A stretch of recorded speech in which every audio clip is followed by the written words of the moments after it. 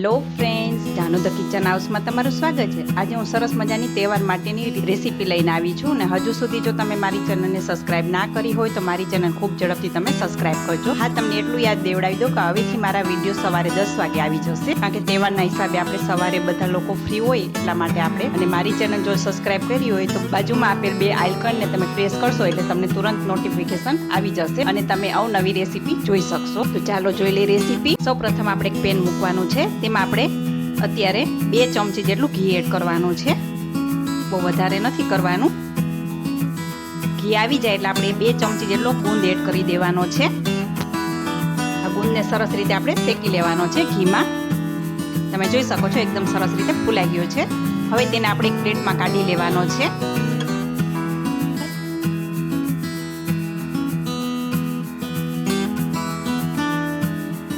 હવે આપણે એ જ ઘીમાં આપણે 1 વાટકી જેટલી બદામ અને 1 વાટકી જેટલા કાજુ આપણે એડ કરવાના છે અને તેને પણ આપણે સરસ રીતે ઘીમાં શેકી લેશું।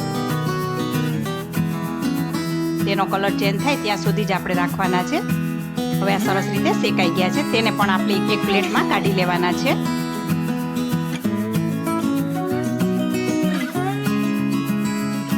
એ જ ઘીમાં આપણે 2 વાટકી જેટલા મખાના લીધેલા છે, તેને આપણે સરસ રીતે શેકી લેવાના છે। ગેસ આપણે ધીમો જ રાખવાનો છે, મખાના બળે નહીં તેનું ખાસ ધ્યાન રાખજો। થોડા ક્રિસ્પી થાય ત્યાં સુધી જ આપણે તેને શેકવાના છે।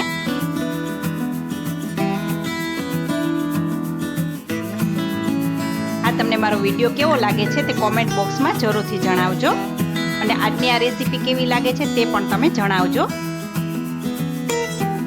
હવે આ સરસ રીતે શેકાઈ ગયા છે, હવે તેને પણ આપણે એક પ્લેટમાં કાઢી લેવાના છે।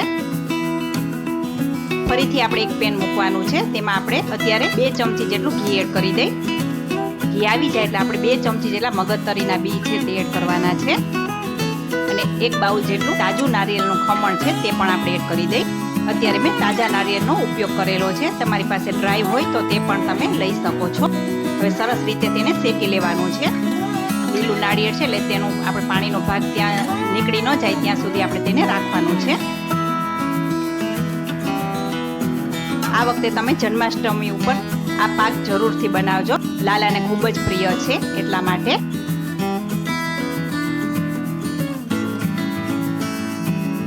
હવે આ સરસ રીતે શેકાઈ ગયું છે, હવે તેને આપણે થોડુંક ઠંડુ થવા દેવાનું છે અને એક બાઉલમાં તેને કાઢી લેવાનું છે। હવે એક આપણે મિક્સર જાર લેશું, તેમાં આપણે કાજુ બદામ અને મખાનાને એડ કરી દેવાના છે, તે પણ સરસ રીતે ઠંડા થઈ ગયા છે।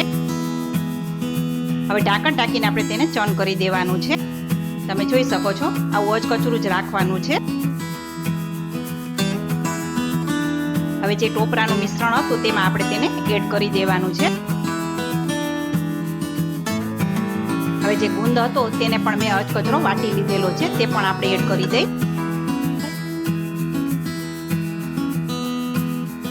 અને હવે સરસ રીતે પેલા બધું મિક્સ કરી દેવાનું છે।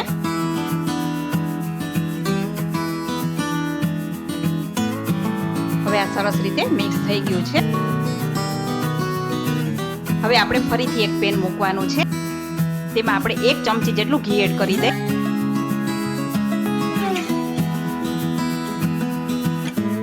ઘી આવી જાય એટલે આપણે 1 ચમચી જેટલી ખસખસ છે તે એડ કરવાની છે અને અહીંયા મેં દેશી ગોળ લીધેલો છે 1 વાટકી જેટલો, તે એડ કરી દે।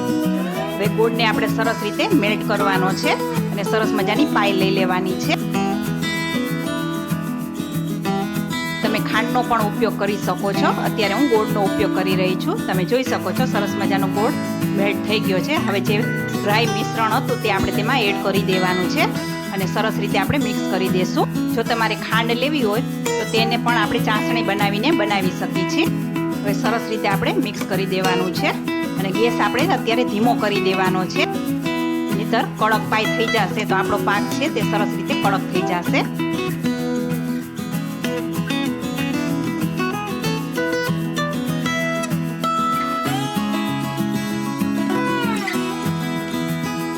તમે જોઈ શકો છો બધું સરસ રીતે મિક્સ થઈ ગયું છે। હવે અહીંયા આપણે એલચીના દાણા છે તે આપણે 1 ચમચી જેટલા એડ કરવાના છે અને ફરીથી આપણે સરસ રીતે મિક્સ કરી દઈશું। પેનમાંથી સરસ રીતે છૂટું પડી જાય છે, તમે જોઈ શકો છો। હવે અહીંયા મેં એક પ્લેટ લીધેલી છે, તેને મેં ઘીથી ગ્રીસ કરીને રાખેલી છે. હવે જે બનાવેલું મિશ્રણ છે તે આપણે તેમાં એડ કરી દઈશું.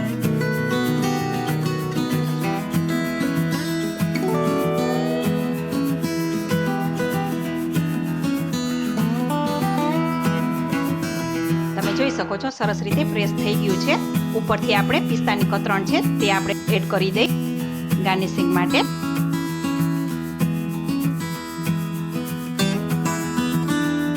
હવે તેને આપણે થોડુંક ઠંડુ થવા દેવાનું છે. હવે આ ઠંડુ થઈ ગયું છે. હવે તેનું આપણે કટિંગ કરવાનું છે.